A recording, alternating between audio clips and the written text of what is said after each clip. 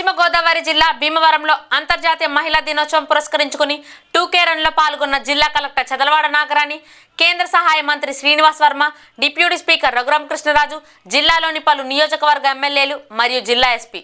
ఈ కార్యక్రమంలో మహిళలు భారీ సంఖ్యలో పాల్గొన్నారు. మహిళలు, విద్యార్థినీలు ప్లకార్డులను ప్రదర్శిస్తూ ఆడపిల్లలు జాతికి సంపద, ఆడపిల్లలే జాతికి నిజమైన సంపద, ఆడపిల్లలు భారం కాదు, కుటుంబానికి భరోసా, మగ ఆడ లింగ నిష్పత్తిని కాపాడుకోవాల్సిన అవసరం ఎంతైనా ఉందని అనే స్లోగన్లతో పట్టణమంతా మారుమ్రోగింది.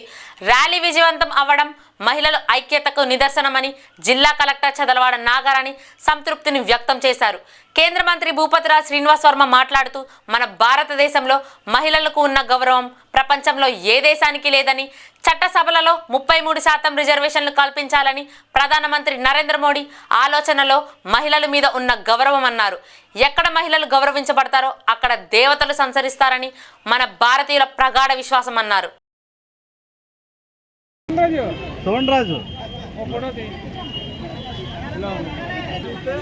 బ్యూటీ బాగా చేసిన వీడియో కావాలి, ఫోటో నడవాలి.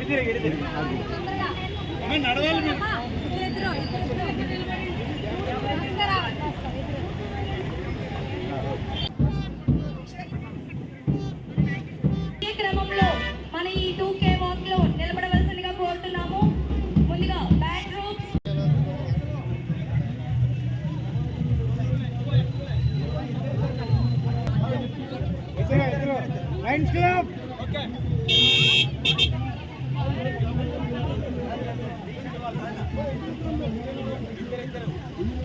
లభించేటువంటి గౌరవం ప్రపంచంలో ఏ దేశంలో ఎక్కడా లభించదనేటువంటి విషయాన్ని మనంతా కూడా గ్రహించాలి. దయచేసి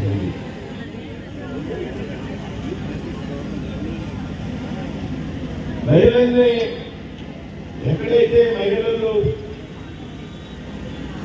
పూజించబడతారో అక్కడే దైవత్వం బలంగా ఉంటుంది అనేటువంటి దేశం భారతదేశం అనేటువంటి విషయాన్ని మనంతా కూడా గమనించాలి.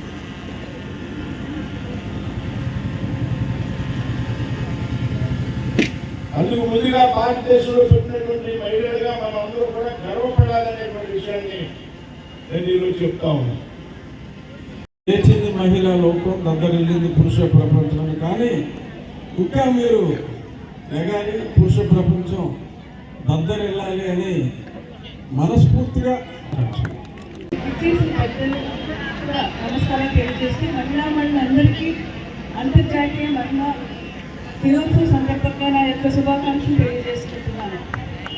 ఈ కార్యక్రమంలో ఎంతో ఉత్సాహంగా ఆడవారికి ఆరోగ్యం అనేది చాలా ముఖ్యమని చెప్పేసి కుటుంబ బాధ్యతలు నిర్లక్ష్యం చేస్తూ, ఉద్యోగ బాధ్యతలు నిర్లక్ష్యం చేస్తున్న ఆరోగ్యాన్ని మనకి అందరికీ కూడా దాన్ని బలపరచుకోవడం కోసం 2K వాక్ని మనం ఈరోజు ఆర్గనైజ్ చేసుకోవడం జరిగింది.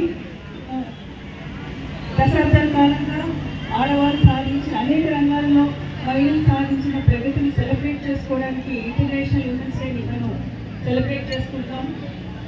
జరిగిన అచీవ్మెంట్సే కాకుండా ఎంతో అచీవ్ చేయాల్సింది ఉందని చెప్పేసి మహిళలంటే ఆర్థిక స్వావలంబన మాత్రమే కాదు, విద్య, ఆరోగ్య రంగాల్లోనూ